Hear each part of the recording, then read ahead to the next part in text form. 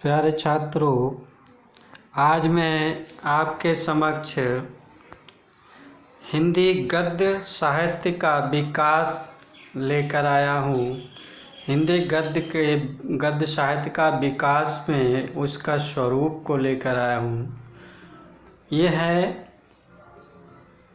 कि मानव को अभिव्यक्ति की अद्भुत क्षमता प्रकृति से ही मिली है। भाषा के माध्यम से वह अपने विचारों, भावों को, अनुभूतियों आदि को दो प्रकार से व्यक्त करता है, एक गद्य रूप में तथा दूसरा पद्य रूप में। मानवीय अभिव्यक्ति के इन दो रूपों को हम क्रमशः गद्य साहित्य तथा और पद्य साहित्य या काव्य कहते हैं, काव्य साहित्य कहते हैं। गद्य हमारे दैनिक जीवन में प्रयुक्त होने वाली भाषा का नाम है और उसका छंदबद्ध रूप पद्य या काव्य कहलाता है। गद्य और काव्य को विषय वस्तु, भाषा शैली आदि में बहुत अंतर है। गद्य के मुख्य विषय हैं हमारे दैनिक कार्यकलाप, ज्ञान विज्ञान, कथा, वर्णन एवं व्याख्यान आदि, जबकि काव्य के विषय बहुत कुछ काल्पनिक हैं और छंदबद्ध हैं। गद्य में अपने विचारों एवं भावों को अभिव्यक्त करना अपेक्षाकृत सरल होता है। कोई भी व्यक्ति उसका प्रयोग काव्य की उपेक्षा अधिक सरलता से कर सकता है, क्योंकि ये छंदबद्ध आदि से मुक्त रहता है।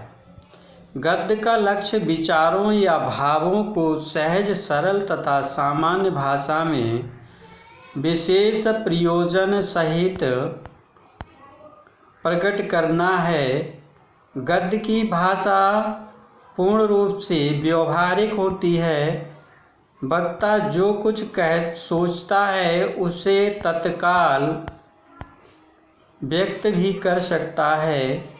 काव्य भाषा के समान इसमें भी तुक, छंदबद्धता, अलंकारिकता आदि लाने के लिए प्रयत्न नहीं करना पड़ता है। गद्य में संवेदनशीलता की अपेक्षा विचारों को प्रधानता रहती है। अतः वर्णन, कथा, विचार, तर्क, व्याख्या, अनुसंधान के लिए गद्य ही सर्वाधिक समर्थ है एवं उपयुक्त है। ज्ञान विज्ञान की समृद्धि के साथ ही गद्य की उपयोगिता और महत्ता में वृद्धि होती जा रही है। इतिहास, भूगोल, राजनीति शास्त्र, धर्म, दर्शन और संपूर्ण विज्ञान के क्षेत्र के साथ साथ नाटक, कथा साहित्य आदि में इसका वर्चस्व स्थापित हो चुका है।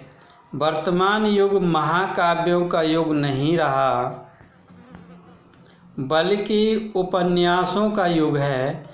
भारतेंदु युग से ही गद्य साहित्य अधिक रुचि के साथ पढ़ा लिखा जाने लगा था।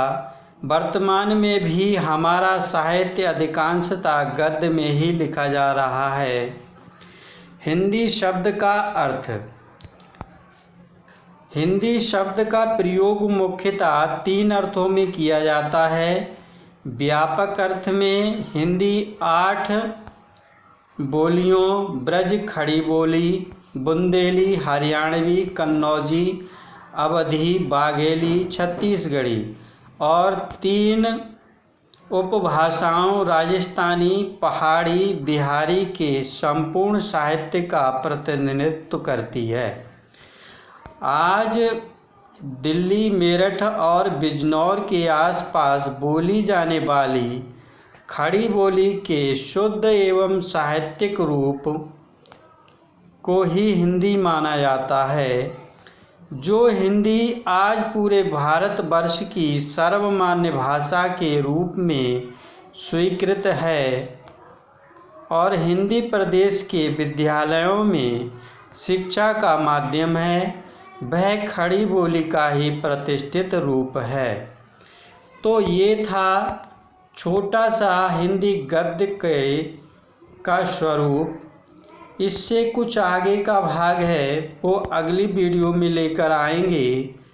तब तक के लिए धन्यवाद।